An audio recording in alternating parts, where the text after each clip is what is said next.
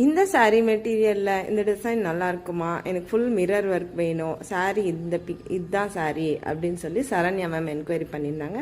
இதே டிசைன் பண்ணிடலாம் மேம் நல்லாயிருக்கும் அப்படின்னு சொல்லிட்டு சேம் மாடலில் இருந்த என்ன இருந்துச்சோ அதை அப்படியே நான் ஃபாலோ பண்ணிவிட்டு ஆரி ஒர்க்குக்கு டைமண்ட் ஷேப்பில் ஒன்று மேலே ஒன்று லாக் ஆகிற மாதிரி இருந்தது.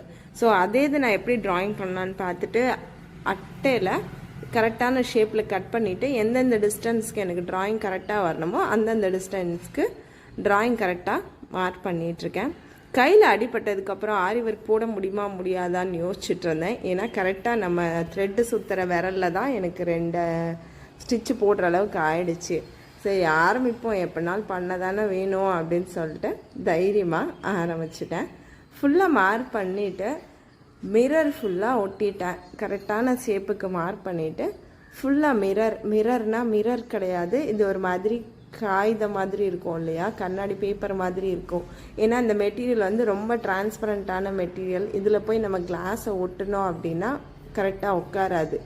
ஸோ இது வந்து பேப்பர் மெட்டீரியல் தான் சொல்லுவாங்க, பிளாஸ்டிக்கு. ஸோ அதெல்லாம் நான் கலர் சுகர் பிடுமே எனக்கு மார்க்கெட்டில் கிடச்சிது. ஒரு 4-5 கடை அலைஞ்சு தான் வாங்கினேன். ஏன்னா எனக்கு கரெக்டான கலர் கிடைக்கல. இது கொஞ்சம் டிஃப்ரெண்ட்டான கலர் தான்.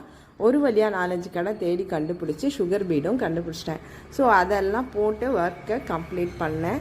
ஸ்டிச் பண்ணுறதுமே செம்ம டாஸ்காக இருந்தது. ஏன்னா சரியான வெயிட்டு, ப்ளவுஸு நல்ல வெயிட்டில் இருந்தது. ஸோ ஃபுல்லாக கையில் கழுத்தில் எல்லா பக்கமே கேன்வாஸ் வச்சு தான் இதை தச்சு கம்ப்ளீட் பண்ணேன். ஏன்னா கேன்வாஸ் வச்சு தைக்கல தான் அந்த வெயிட்டை ஈவன் பண்ணியாவது போட வர முடியும். ஸோ ஸ்லீவ்லேயும் கேன்வாஸ் வச்சுருக்கேன், நெக்கு போர்ஷன்லையும் கேன்வாஸ் வச்சு இந்த ப்ளவுஸை கம்ப்ளீட் பண்ணியிருந்தேன். மேம் saree ப்ரீ ப்ளீட்டிங்கும் பண்ணி கொடுத்துருங்க மேம், அப்போ தான் எனக்கு ஈஸியாக இருக்கும் போடுறதுக்கு அப்படின்னாங்க. ஸோ ஆரி ஒர்க்கை எல்லாமே கம்ப்ளீட் பண்ணிவிட்டு சாரியுமே ப்ரீ ப்ளீட் எடுத்து அவங்களுக்கு ரெடி பண்ணி வச்சுருந்தேன். ஃபுல்லாக கம்ப்ளீட் பண்ணுவோம். இதுதாங்க இதோட அவுட்லுக்.